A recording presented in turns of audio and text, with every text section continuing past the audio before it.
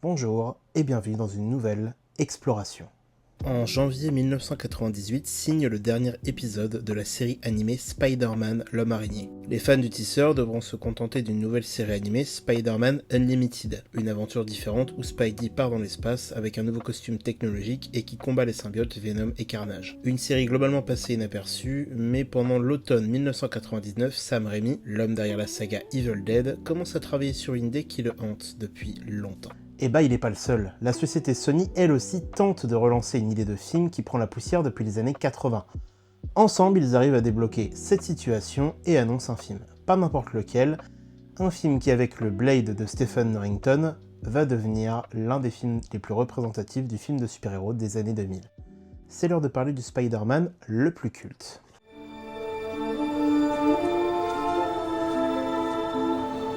Quoi que puisse me réserver la vie, jamais je n'oublierai ces mots. Un grand pouvoir implique de grandes responsabilités. J'ai reçu là un don, une malédiction. Qui je suis? Je suis Spider-Man.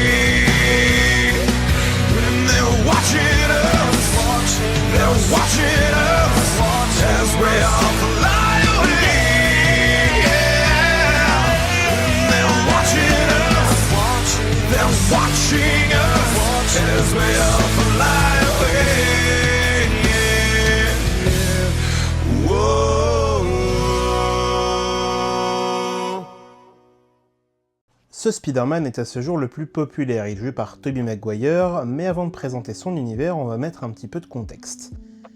Des scénarios, des idées de films, dont presque rentrés en phase de production, il y en a eu beaucoup. La Canon a essayé d'utiliser les droits plusieurs fois pour des projets soit trop ambitieux pour l'époque, qui pour rappel étaient les années 80, soit des projets qui étaient plus proches de série B, voire de série Z. Il y en a eu un qui retient toujours mon attention, le film devait déjà être réalisé par Tobe Hooper. Alors Tobe Hooper qui c'est le réalisateur de Massacre à la tronçonneuse, Poltergeist, Life Force, reste surtout un réalisateur de films d'horreur. Le projet devait engager Tom Cruise pour jouer le rôle principal, mais surtout c'est l'histoire du film qui était très intrigante. Tom Cruise devait être transformé en une créature plus araignée comme, une sorte de version arachnéenne du film La Mouche. Il devait y affronter le Dr Zork, scientifique qu'il avait transformé, il devait aussi affronter son armée de monstres mutants animaux, et on avait un Spider-Man dépressif presque suicidaire dû à sa condition de monstre. Stan Lee n'a pas validé le projet, pour des raisons évidentes, et même si le projet avait l'air intriguant, il était aussi très perturbant, voire très casse-gueule. Après les déconvenus, pour tenter d'adapter le teaser. En 1990, la Carolco achète à Canon pour 5 millions de dollars les droits d'adaptation de l'Homme Araignée. Il prévoit un budget de 50 millions de dollars, mais surtout de donner l'écriture et le poste de réalisateur à James Cameron, avec Leonardo DiCaprio dans le rôle de Peter Parker. Dans ce film, l'araignée devait combattre Electro, qui n'était pas un électricien du nom de Max Dillon frappé par la foudre, mais plutôt un PDG qui avait un pouvoir d'électricité lié à l'électronique, du nom de Carlton Strand. Il devait être joué par Lance Henriksen, l'un des seuls acteurs avec le regretté Bill Paxton, qui lui devait jouer le cambrioleur qui tue l'oncle Ben, à avoir été tué par un Alien, un Predator et un Terminator. D'ailleurs, ce sont des habitués des films de James Cameron. Il devait y avoir comme méchant secondaire Sandman, qui lui n'était pas le criminel malgré lui Flint Marko, mais un type appelé Boyd, qui lui non plus n'avait rien à voir avec le personnage d'origine. Il devait lui aussi être joué par un autre acteur fétiche de Cameron, Michael Biehn, Kyle Reese dans Terminator premier du nom, ou encore le Sergent X dans Aliens. Spidey devait les affronter sur le World Trade Center avec une fin ouverte, teasant le personnage du Dr Octopus, qui lui devait être joué par ni plus ni moins que Arnold Schwarzenegger. Alors, je sais ce que vous êtes en train de vous dire, le film a l'air cool comme ça, mais pas vraiment. Déjà Cameron voulait faire un Peter un peu geek et génie, mais qui n'avait pas de lance-toile. Il tissait plutôt des toiles organiques, mais il faisait croire à tout le monde qu'il utilisait des lance-toiles pour cacher ses capacités qui pouvaient être un peu bizarres pour les gens. Cameron mettait aussi en avant un Peter plus guidé par ses instincts, en le voyant sous-vêtements regarder MJ se déshabiller complètement. Une autre scène montrait Peter attaché MJ sur une toile au-dessus du pont de Brooklyn. Il devait effectuer une danse que les araignées font avant de s'accoupler, tout en expliquant leur mode de reproduction avant de lui-même faire l'amour à MJ sur cette fameuse toile qui est toujours, je le rappelle, sur le pont de Brooklyn. Si vous voulez plus d'informations, je vous invite à regarder la vidéo de la caverne de pierre sur ce film avorté. Pas besoin de refaire un point sur les origines de Spider-Man. Lors du premier Spider-Man, on suit Peter Parker, lycéen en décalage avec ses camarades de classe, sauf Harry Osborn, joué par James Franco, fils du scientifique et industriel Norman Osborn, joué par William Dafoe, et Mary Jane Watson, jouée par Kirsten Dunst, la voisine de Peter, et aussi son amour de toujours. Après une visite dans un labo d'araignées génétiquement modifiées par Oscorp, et oui, la première différence avec le comics, Peter normalement se fait mordre par une araignée radioactive. Mais là, elle est génétiquement modifiée. Ensuite, Peter voit son corps changer, passer d'un état chétif à une musculature développée. Il est aussi plus agile et plus fort. Il voit ça en se défendant contre son tortionnaire Flash Thompson. Il fuira les lieux et, en se retrouvant dans une ruelle, il remarque que la peau de ses doigts développe des espèces de griffes d'accrochage. Par ce biais, il découvre son pouvoir d'escalader les surfaces dans une scène légendaire.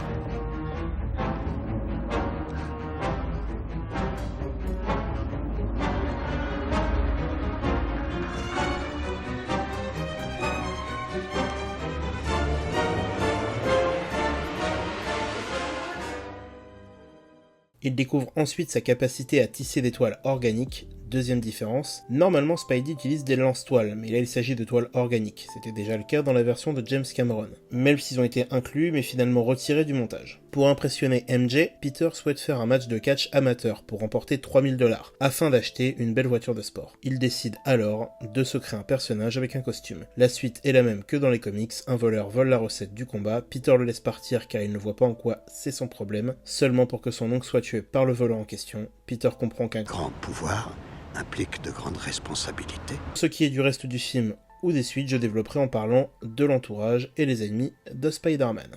Alors pourquoi ce Spider-Man est devenu aussi culte ?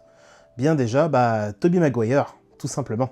Il est devenu, comme Christopher Reeve, en son temps, le visage de Spider-Man au cinéma. Même s'il n'est pas exactement la copie du Peter Parker des comics physiquement, il a réussi à l'incarner. Entre ses expressions qui vont de la confiance en lui à l'incompréhension, voire le sentiment qu'il soit en dehors de sa vie constamment, Tobey Maguire a réussi à transmettre l'idée que Peter Parker, c'est ce type ordinaire qui, des fois, par fatigue d'une vie banale, qu'il doit lier à une vie dangereuse et très extraordinaire, si vous voulez mon avis, regarde sa vie de loin, car il n'est jamais vraiment là en fait. C'est encore plus mis en avant avec son style vestimentaire, surtout dans le premier, des tenues d'adolescent, mais pas l'ado qui peut se faire remarquer. Au contraire, Peter Parker, il est invisible, pas par choix, et c'est là où Sam Raimi a bien compris Spider-Man. Au moment où il découvre ses pouvoirs, là, il y a un changement. Et là, Tobey Maguire devient encore plus fort. Il a développé à une époque où la plupart des films de super-héros avaient peu d'acteurs avec des physiques réellement athlétiques, une musculature assez impressionnante pour l'époque justement. Cela est très flagrant dans certaines scènes, mais surtout avec, je pense, l'élément qui va vraiment faire du Spider-Man de Tobey Maguire une version culte, son costume.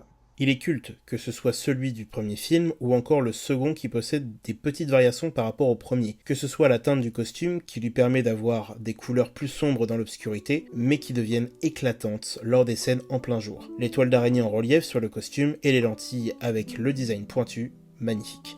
Petite anecdote, lors de la création du costume, plusieurs variantes ont vu le jour, notamment une avec un masque semi-mécanique pouvant s'ouvrir en deux, mais aussi une variante avec des lentilles noires et cette version designée par Alex Ross, avec une version rouge et noire et une autre blanche et noire. Elle est d'ailleurs apparue lors du premier trailer sorti à l'E3 en l'an 2000. Mais Tobey Maguire est aussi devenu culte pour certaines de ses expressions faciales, car ils sont devenus des mèmes très drôles même. Cette réputation de Spider-Man culte, ça vient aussi des scènes d'action et de ces scènes de balancement. On voit toute la force de Spider-Man dans les scènes de combat. comment il peut envoyer voler ses adversaires ou comment il peut combattre des surhumains à un certain niveau d'égalité. Mais quand on parle de ses plus grands exploits, on a le sauvetage du métro, une scène devenue culte pour la puissance aussi bien de Spider-Man que sa symbolique derrière la scène où Peter est démasqué et sauvé par la population. Et bien sûr, les scènes de balancement entre les buildings de New York, même si elles ne sont pas les plus imaginatives, elles sont les plus puissantes et les plus spectaculaires, accompagnées de la superbe bande-son créée par Danny Elfman. Et cerise sur le gâteau, le sens arachnéen. Ce bruitage avec cette caméra qui passe en vision spatiale qui permet à Peter de sentir tout ce qui se passe autour de lui. C'était, comme pour le Superman de 78, la première fois où l'on pouvait voir les capacités d'un super-héros avec du budget et de la mise en scène, et surtout une mise en scène aussi puissante. Mais pour moi, ce Spider-Man a une petite faiblesse, c'est son aspect psychologique. Je le trouve parfois un peu mou du genou, Tobey Maguire, mais le pire c'est dans Spider-Man 2. Certes, c'est le film le plus culte de la trilogie, mais toute la partie où Peter abandonne le costume et commence à perdre ses pouvoirs parce qu'il a du mal à conjuguer ses deux vies, comme la scène où il se prend des baffes par Harry, où il le regarde avec son regard de poisson mort là. Mais le summum, c'est tout ce que ce film balance par la fenêtre. L'attitude de Peter face à Mary Jane. Là où Peter dans le premier décide d'abandonner son amour pour MJ pour la protéger, il fait le sacrifice de ce qui lui manque le plus, son amour pour être un héros. Ça c'est puissant. Mais là, il veut lui sortir de la poésie et tente par tous les moyens de la reconquérir. C'est pour ça que je préfère le premier. Après, Peter reste le héros qu'on aime tous. Il est héroïque, courageux, bon, mais les points que j'ai cités précédemment font tâche. Bizarrement, cette faiblesse passe par quelques personnages de l'entourage de Peter. Pas Tante May. Elle est bienveillante, gentille, maternelle. Rosemary Harris est un excellent casting. Mais j'apprécie plus Tante May quand elle fait moins grand-mère. Mais ce n'est pas gênant. Oncle Ben aussi. C'est vraiment le grand sage, qui donnera à Peter son conseil le plus important. Accessoirement dans le 3, le retour du personnage en flashback met bien en avant la nature profondément bonne du personnage de Ben. Il veut aider un homme qui est en train de le braquer. On a aussi l'entourage du Bugle, de Peter, entre Robbie, qui fait le tampon entre les humeurs de Jameson et ses employés. Il y a aussi Hoffman, joué par le frère de Sam Raimi, Ted Raimi, un peu le souffre-douleur et faire-valoir de Jameson. Sans oublier la magnifique Miss Brandt. Et au-dessus de tout ce beau monde se trouve le colérique, l'antipathique, bref, le patron rapia, J. Jonah Jameson, joué par un J.K. Simmons impérial, qui joue un JJJ énergique, explosif et exceptionnel. C'est le casting le plus difficile à changer selon moi, car J.K. Simmons est un acteur parfait. Je vous mets en cadeau une petite scène coupée très drôle qui vient du deuxième film.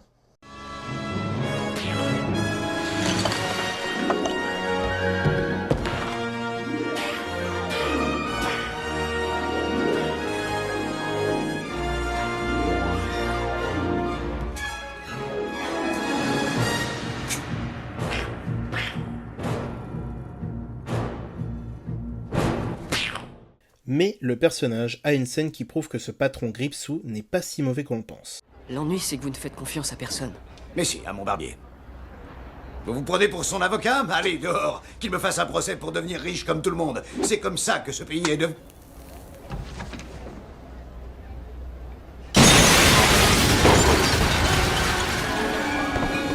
Jameson, espèce de larve! Où est le photographe qui prend ces clichés de Spider-Man? Je ne sais pas qui c'est, il nous les envoie par la poste! C'est des salades! Non, c'est vrai! Il est le seul à pouvoir m'amener à lui. Je vous jure que j'ignore qui c'est! Alors tu es inutile, espèce de... Pose-le à terre, l'affreux!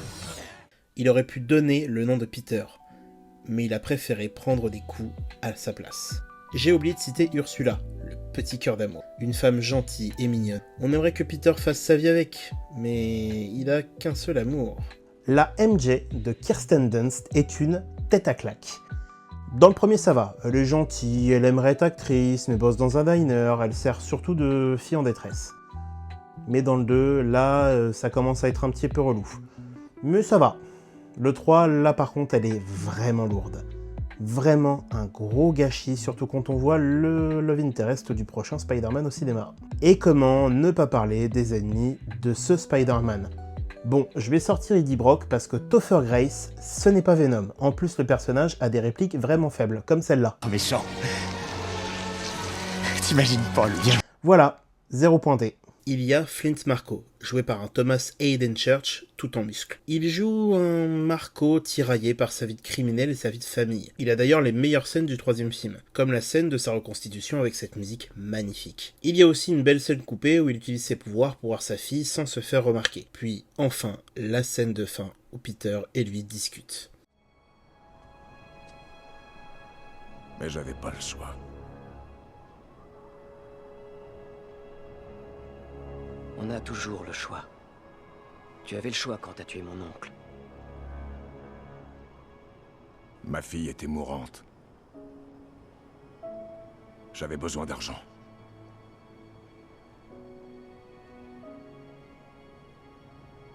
J'avais peur.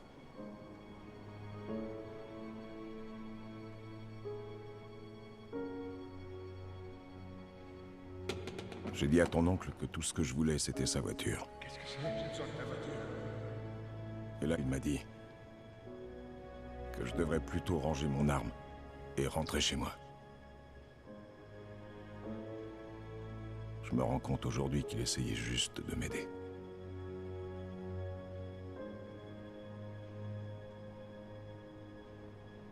C'est là que mon complice est arrivé en courant avec l'argent. J'avais le doigt sur la gâchette.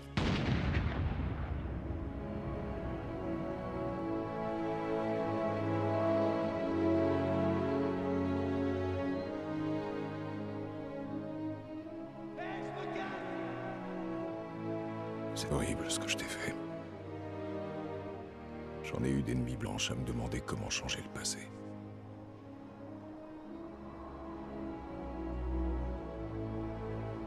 Je te demande pas de me pardonner. Je veux seulement que tu comprennes.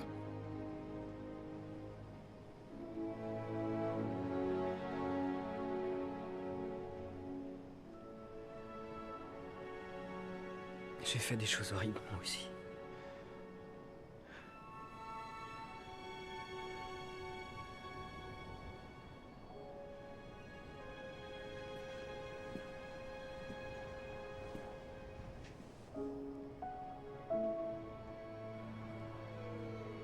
J'ai pas choisi d'être ce que je suis.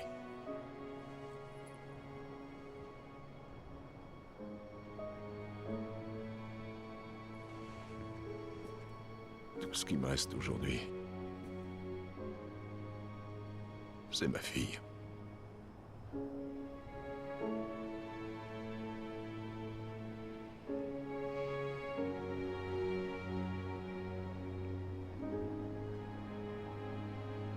Je te pardonne. Voilà, cet échange de regards, J'avais peur. et enfin, ces larmes, juste avant de partir. Magnifique. Mais le méchant le plus culte de la trilogie, c'est le Docteur Octopus, joué par Alfred Molina, l'homme qui voulait voir trop grand. Otto Octavius est l'un des meilleurs méchants de cette trilogie, tout simplement car le personnage est joué par un acteur chevronné dans un rôle exceptionnel. Ce personnage tragique, mais qui par moments de liberté morale décomplexée aime jouer les méchants. Il connaîtrait une fin digne de lui, se sacrifiant en comprenant qu'il était devenu un monstre. Mais Peter a aussi dû affronter une autre personne qui compte beaucoup, Harry Osborn. Il est le meilleur ami de Peter depuis le lycée, mais Harry va s'éloigner petit à petit de Peter. Dans le premier, Harry aime Peter, mais il n'a qu'une seule chose qui le fait souffrir, la jalousie. En effet, Norman Osborn, son père, semble avoir une fierté bien plus grande en Peter qu'en lui. On le voit dans plusieurs scènes où Norman admire Peter, d'abord pour son intelligence, puis pour son envie de s'en remettre qu'à ses propres capacités.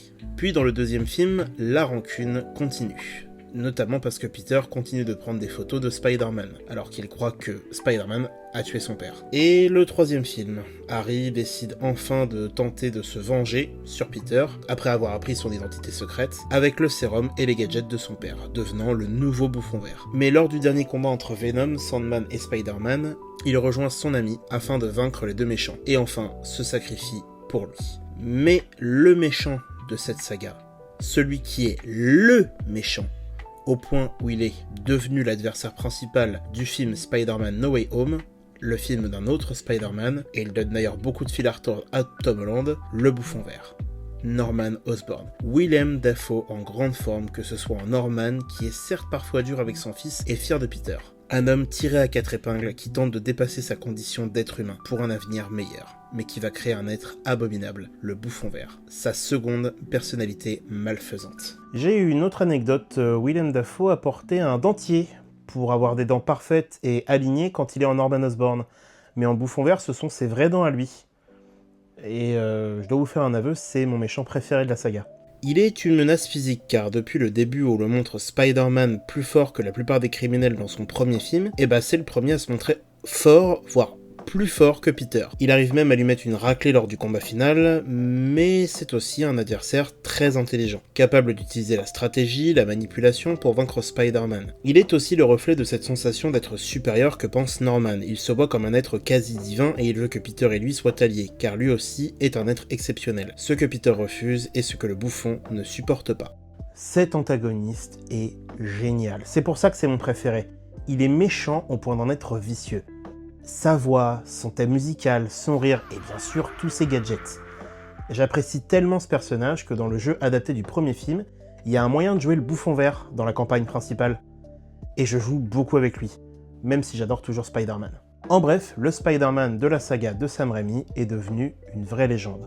Au point où, quand il y a eu les premières rumeurs de son apparition dans No Way Home, ça a littéralement enflammé la toile. J'en ai pas fait exprès pour la blague, hein. Revenons-en à des sujets plus sérieux, mais aussi dans les salles de cinéma lors de son apparition dans le film. Mais malheureusement, tout a une fin. Et le 1er mai 2007 sort le dernier film de la trilogie, un film malheureusement inégal et qui ternira l'image d'une saga culte. En parallèle de cette saga, comme dit précédemment, sont sortis en jeu vidéo l'adaptation de chaque film, mais aussi 3 jeux originaux, et même une série animée qui normalement devait faire le lien entre le premier et le deuxième film sorti sur MTV. Mais les fans de l'araignée ne vont pas rester trop longtemps sans Spider-Man, car un an après Spider-Man 3, une nouvelle série animée va encore une fois changer la donne, et cette série est tout bonnement spectaculaire. Si vous avez aimé la vidéo, je vous invite à liker, partager, commenter, et moi je repars préparer ma prochaine exploration. Salut!